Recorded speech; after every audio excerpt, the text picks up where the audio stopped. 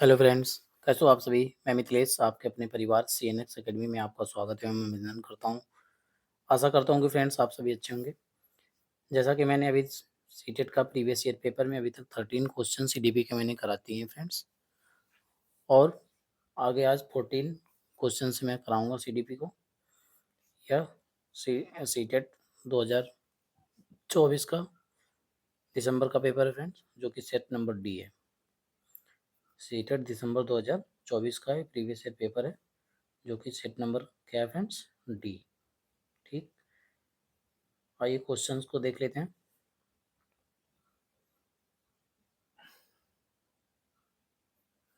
Question है friends, while there exists a possibility in intra-group individual differences at most students with autism, option number 1 क्या है इसमें, perform superior skill of imaginative play. मतलब इसमें क्या होता है, हालांकि अंतर समूह व्यक्तिगत भिन्नताओं की संभावना मौजूद है, फिर भी स्वालोचनता वाले अधिकांश विद्यार्थी मतलब क्या पसंद करते हैं। ऑप्शन नंबर 1 आपका हो गया perform superior skill imaginative play, क्या करते हैं, कल्पनाशील खेल के उच्चतर कौशलों का प्रदर्शन करते हैं। नहीं, ये आपका गलत हो जाएगा। सेकंड आपका क्या है, acquire advance socio emotional reciprocity, मतलब क्या करते हैं इसमें, उन्नत सामाजिक भावनात्मक पारस्परिकता क्या की उपलब्धि प्राप्त करते हैं। नहीं। ऑप्शन नंबर 3 क्या है, डेमोन्स्ट्रेट एडवांस्ड कम्युनिकेशन स्किल, उन्नत संवाद के कौशल प्रदर्शित करते हैं। नहीं। ऑप्शन नंबर 4 क्या है friends, express strict adhere to routine step, दिनचर्या के चरणों में सख्ती से पालन करते हैं। इसका मतलब ये हो गया, ऑप्शन नंबर 4 आपका क्या है फ्रेंड्स, राइट आंसर है।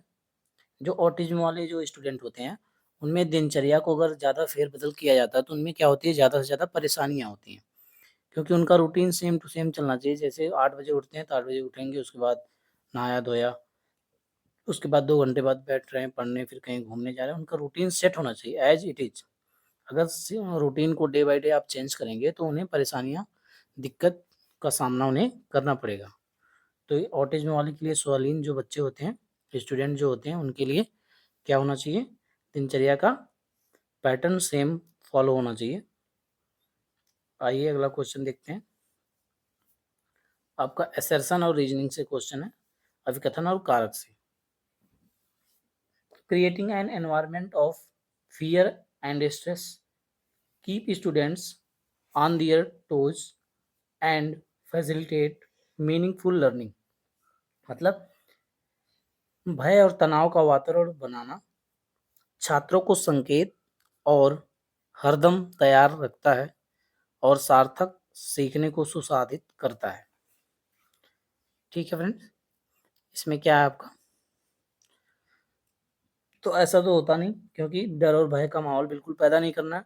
उसका रीजन क्या दे रहा है, कथन क्या कह रहा है, learning is governed only by extrinsic factor. Learning जो होती है केवल बाह्य कारकों के द्वारा होती है, आंतरिक कारक के द्वारा नहीं होती, इंट्रिंसिक नहीं होती हो। तो आपका ए और बी दोनों क्या हो जाएगा, फॉल्स हो जाएगा। ए और बी दोनों आपका गलत हो जाएगा। तो आपका राइट आंसर इसमें क्या हो जाएगा,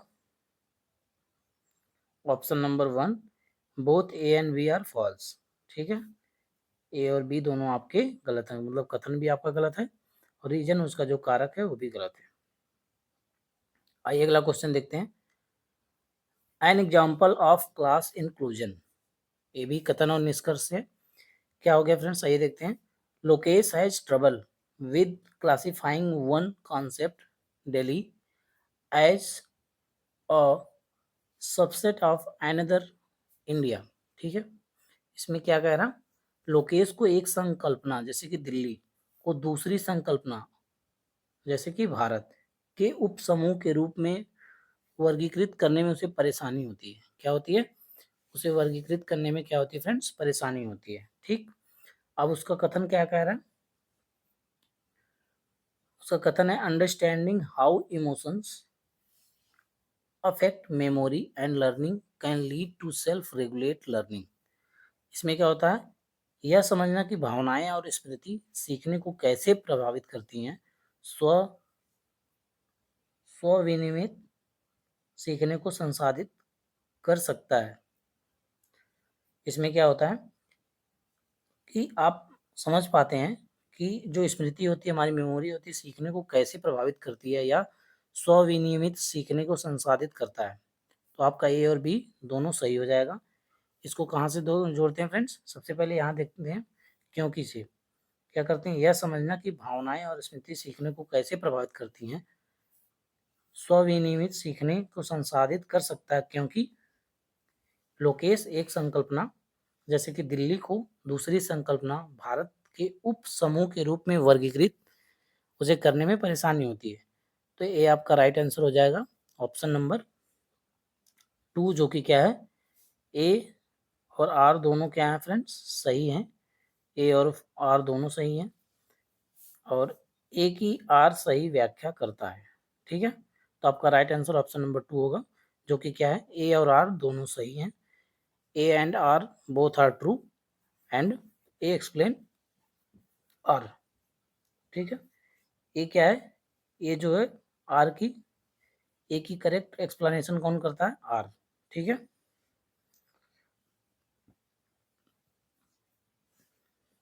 आइए नेक्स्ट क्वेश्चन देखते हैं। अगला क्या है, which are the following statement aptly describes the purpose of diagnostic assessment।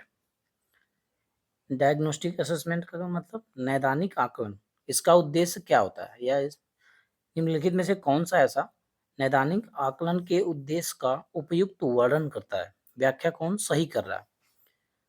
तो ऑप्शन नंबर 1 आपका है, to identify the areas where student में नीड एडिशनल सपोर्ट और इंस्ट्रक्शन। ठीक है, उन क्षेत्रों की पहचान करना जो कि विद्यार्थियों के अतिरिक्त सहायता या फिर निर्देश की आवश्यकता हो सकती है। ठीक, ये आपका गलत हो जाएगा, करेक्ट एक्सप्लेनेशन नहीं है।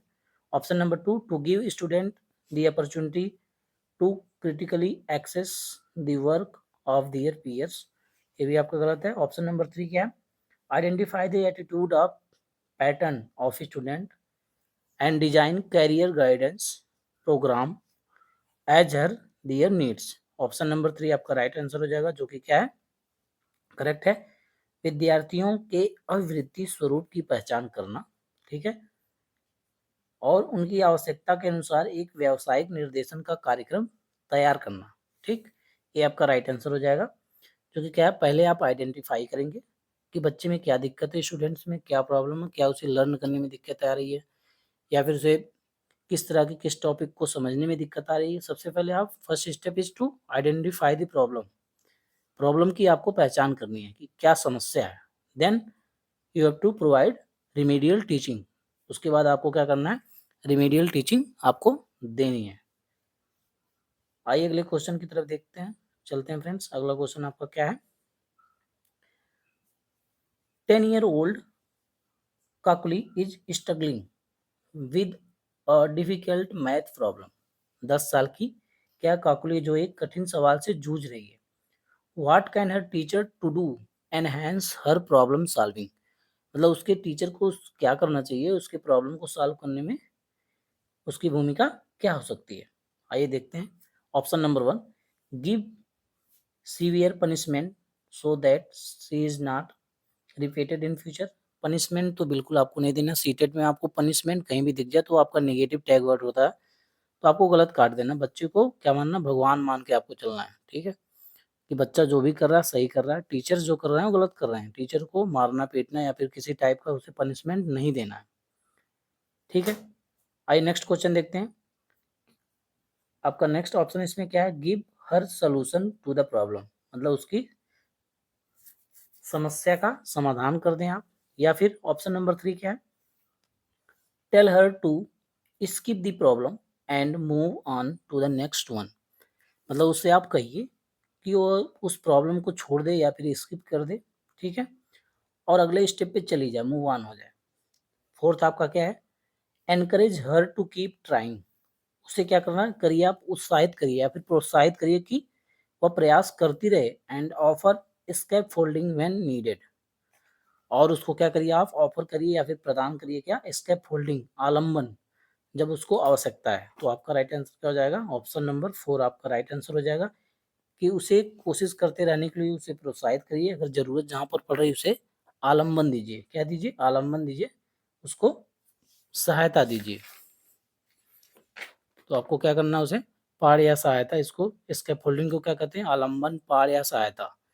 तो सबसे बेस्ट होगा कि आप इसको इंग्लिश में याद रखिए, स्कैफोल्डिंग मतलब होता है सहायता करना, कि आप किसी प्रॉब्लम से जूझ रहे हैं, कहीं भी आपको समस्या हो रही तो जैसे आप क्या कर पा रहे हैं, कोई मैथ का क्वेश्चन आप सॉल्व नहीं कर पा रहे हैं, तो आपको टीचर जो है मदद कर रहा है कि आप उस क्वेश्चन को सॉल्व करने में अच्छे से बेहतर तरीके से आप उसे सॉल्व कर पाएँ, ठीक है। तो ये क्या हो गया, स्कैफोल्डिंग। जैसे कोई बच्चा साइकिल सीख रहा है, अभी चलाना सीख रहा है, कहीं कहीं वो गिर जा रहा है, तो कोई उसे पकड़ करके सहायता दे रहा है, उसकी बहन हो गई या भाई हो गया, कोई उसे सिखा दे रहा है, तो क्या हो गया, स्कैफोल्डिंग हुई, सहायता हो गया। आइए नेक्स्ट क्वेश्चन की तरफ बढ़ते हैं। अगला क्या है, जीन प्याजे, जीन प्याजे perceives to be, to be उसके बाद क्या है, फुल स्टॉप, उसके बाद लिव आएगा उसकी बिलीव्स टू बी, मतलब जो है जीन प्याजे क्या मानते हैं और लिव आएगा उसकी क्या मानते हैं, इसको आपको करना है। तो सबसे आपका इसमें पहला क्या होगा, जीन प्याजे perceives private speech, private speech effective in self regulation, नहीं रॉन्ग हो जाएगा, जो कि ये तो लिव आएगा उसकी क्या है। सेकंड आपका क्या है, ईगो सेंट्रिक स्पीच, जीन प्याजे क्या करते हैं, परसीव करते हैं ईगो सेंट्रिक स्पीच को, ठीक है। आत्म केंद्रित वाक हो जो होता है, उसमें क्या होता है, संज्ञानात्मक अपरिपक्वता, ठीक है। Egocentric speech a sign of cognitive immaturity, तो ऑप्शन नंबर 2 आपका राइट आंसर हो जाएगा, जो कि क्या है, ईगो सेंट्रिक स्पीच, ठीक है।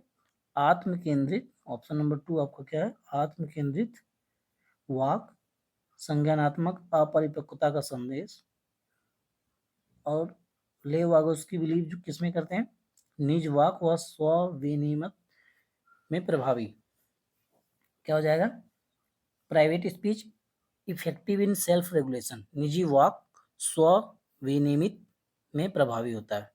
तो आपका सबसे पहला क्या है, जीन पियाजे perceives egocentric speech to be a sign of cognitive immaturity, संज्ञानात्मक अपरिपक्वता का संकेत है, जो कि लेव वाइगोस्की क्या मानते हैं, लेव वाइगोस्की बिलीव्स, किसमें बिलीव करते हैं लेव वाइगोस्की, प्राइवेट स्पीच जो क्या होती है, इफेक्टिव इन सेल्फ रेगुलेशन, ठीक है, सेल्फ रेगुलेट करने में क्या करती है, मदद करती है। तो आपका राइट आंसर हो जाएगा ऑप्शन नंबर 2।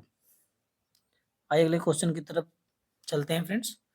ये क्या, यूनिवर्सल डिजाइन फॉर लर्निंग, मतलब यूडीएल, क्या होता है, U D L, U D L, ठीक है, इसको बोलते हैं universal design for learning does not involve, मतलब इस अधिगम के सार्वभौमिक विकल्प में क्या शामिल नहीं है। Option 1, practising forms of levelling and categorisation of learner, ठीक है, तो ये आपका राइट आंसर हो जाएगा। सेकंड आपका क्या है, give all learner various ways of acquiring information and knowledge, गलत।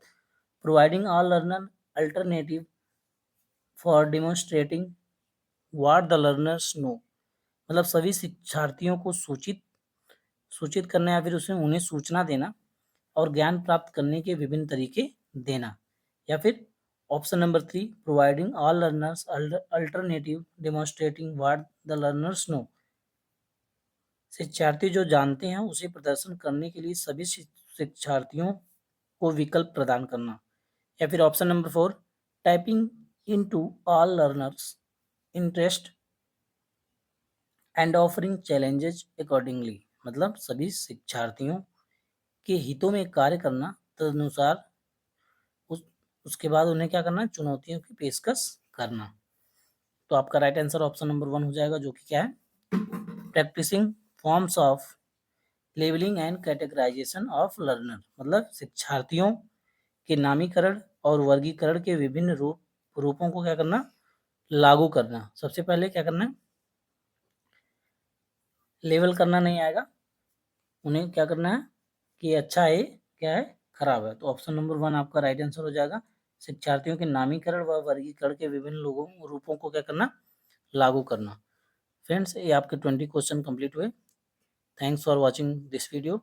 वीडियो अच्छी लगे तो लाइक, शेयर और सब्सक्राइब जरूर करें, और जो भी स्टूडेंट सीटेट की तैयारी कर रहे हैं उन तक ये शेयर जरूर करें। Thanks for watching this video.